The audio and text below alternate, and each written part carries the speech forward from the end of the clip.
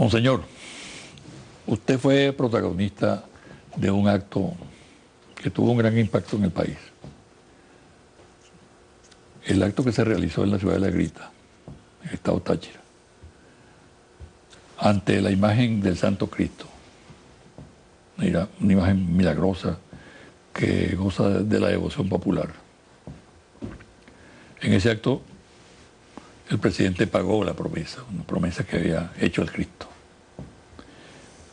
¿Qué representa eso para usted, como sacerdote, por un lado, ¿no? Y por otro lado, en el imaginario popular?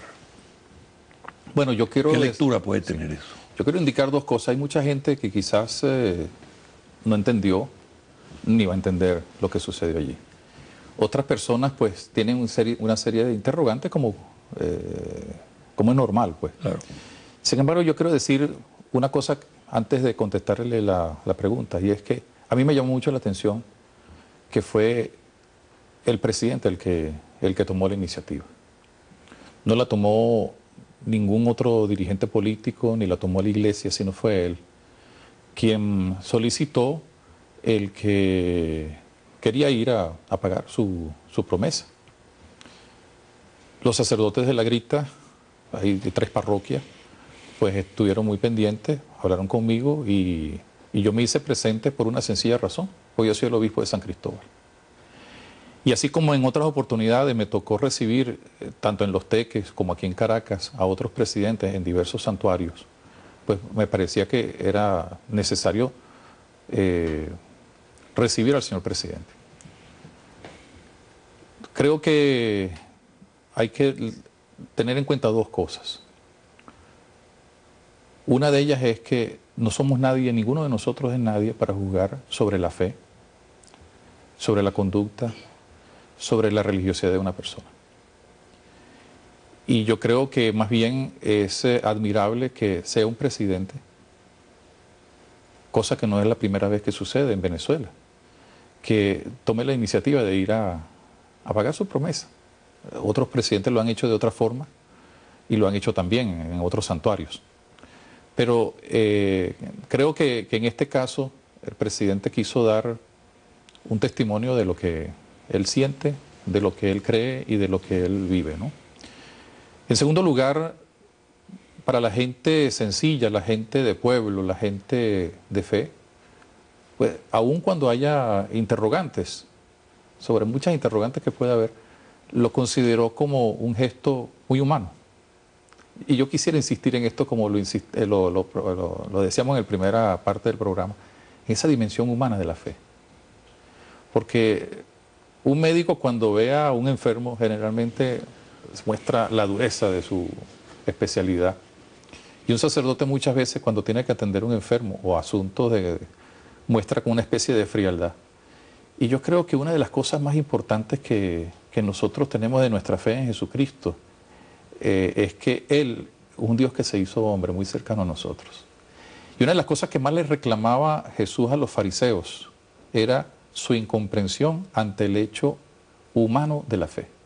Cuando Él comía con los pecadores, cuando Él aceptaba a los publicanos, cuando Él a la gente más pobre los aceptaba, contra la crítica de los fariseos, Él siempre decía, la fe de este hombre, la fe de esta mujer, es lo que le ha salvado. Y en el caso de Zaqueo dice, hoy la salvación ha entrado en esta casa.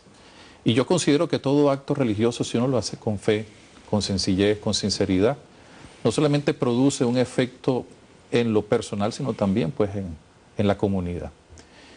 Y así creo que lo percibió mucha gente. Siempre hay quienes interpretan negativamente, quienes insultan, quienes ofenden, porque la polarización es una cosa muy seria en este país. Le pregunto, Monseñor, perdón, ¿usted cree que en la jerarquía fue percibido como un acto sincero de acercamiento o como una manipulación? Yo creo que la mayor parte tanto de los obispos como de los sacerdotes lo ha concebido como un momento de acercamiento. Tan es así que incluso ese día yo tuve la oportunidad de entregarle una carta en nombre de todos los obispos de Venezuela sobre una situación muy particular que teníamos que tratar con el señor presidente. Y el señor presidente me dijo, muy bien, no hay ningún problema, vamos a tratar este asunto. Yo mismo lo voy a tratar. Porque incluso le dijo a su secretaria, a la ministra Erika, esta carta que me ha entregado Mario la voy a atender yo directamente.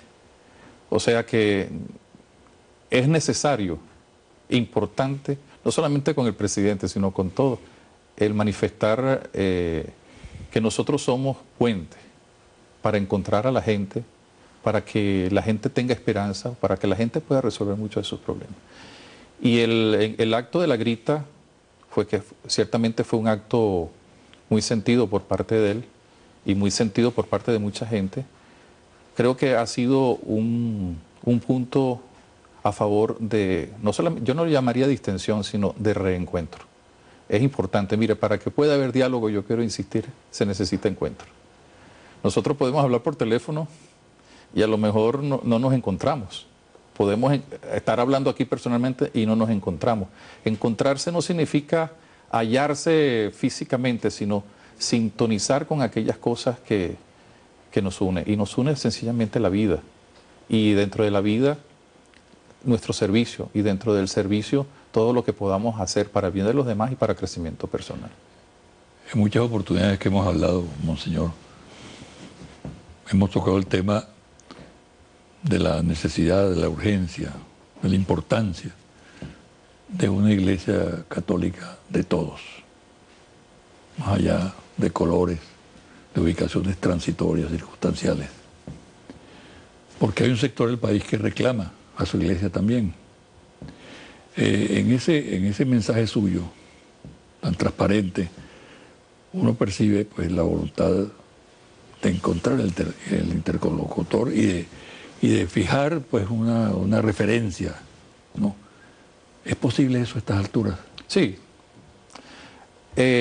Nosotros que nos reunimos con todos los obispos, con una gran representación de los obispos de América Latina hace 3 años, 4 años en Aparecida, y luego aquí mismo en Venezuela, y el Papa Benedicto XVI ha insistido enormemente en eso, dice que se requiere de parte de la Iglesia una conversión pastoral, es decir, un cambio de actitud, porque no se olvide que la Iglesia, si bien tiene una dimensión muy divina, muy santa, está compuesta por hombres, y los seres humanos pues somos pecadores, y nos podemos encerrar como también nos podemos abrir. La conversión pastoral de la Iglesia lo que requiere es que nosotros hablemos desde nuestra sabiduría. La sabiduría no es tener tantos conocimientos, sino apertura de corazón, apertura de mente, para que entonces podamos sintonizar con los principios, los valores del Evangelio que son los que nos inspiran. Y yo sí creo, o sea, a menos que sea el fin del mundo, pues yo sí creo que todo tiempo es posible para la Iglesia. Es decir, todo tiempo es necesario que la Iglesia, en todo tiempo es necesario que la Iglesia se abra, no solamente hacia las situaciones políticas, sino incluso hasta situaciones internas de gente que a lo mejor no se siente bien acompañada. Y en eso tenemos nosotros miles de ejemplos a lo largo de la historia. Y este Papa Benedicto XVI, a quien se le ha criticado muchas cosas, fíjense cómo él ha ido buscando la manera de acercar, sin dejar los principios, sin dejar de castigar a quien tiene que castigar o reclamarle a quien tiene que reclamar. Pero sobre todo, al mundo de hoy le está diciendo, bueno, encontrémonos. Hace poco había un mensaje donde le decía a todos los responsables de las finanzas, cambien de actitud. También a todos los que están involucrados en los diversos procesos de guerra, cambien de actitud, porque el mundo en el que vivimos es el único mundo en el cual nosotros somos los responsables. Por eso yo sí creo, si nosotros, y sobre todo que estamos ya en este ambiente de Navidad, recordar que Jesús es el Dios que se hizo hombre para acercar la humanidad a Dios Padre y a Él mismo, que es Dios. Si nosotros somos seguidores de Jesús, eso es lo que tenemos que hacer. Ahora, cuando uno es seguidor de Jesús y se queda solamente, o dice ser seguidor de Jesús, y se queda solamente con los preceptos, o con lo frío de la ley, o con las posturas aparentemente buenas y santas, pero que renuncian o rechazan al otro, significa que uno no ha entendido que el mensaje de Jesús, el mensaje del Evangelio, es un mensaje de salvación, de libertad y por tanto de inclusión. Jesús fue a salvar a todos los hombres, no a un grupito. Y la iglesia tiene que imitar eso. De manera que la iglesia tiene que acercarse continuamente más a todos. No solamente a la clase alta, no solamente a la clase media, no solamente a las clases pobres, sino a todos. Y obviamente estar más cerca de aquellos que más sufren.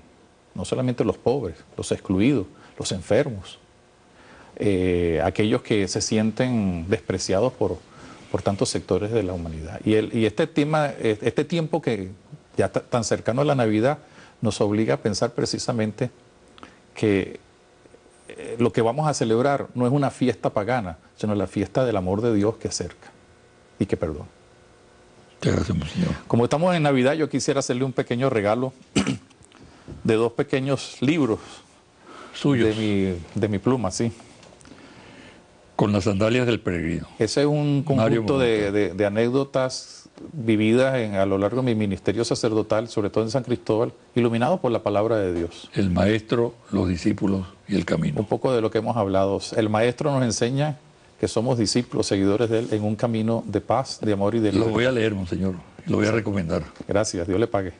Y que tenga feliz Navidad. Échele la bendición a toda la audiencia y a mí particularmente. Bueno, para usted, para toda la audiencia, toda la teleaudiencia, para todos los que trabajan aquí, que están detrás de la cámara, que esta Navidad, como siempre, sea un tiempo de encuentro con Dios. Y el encuentro con Dios comienza dentro de uno mismo.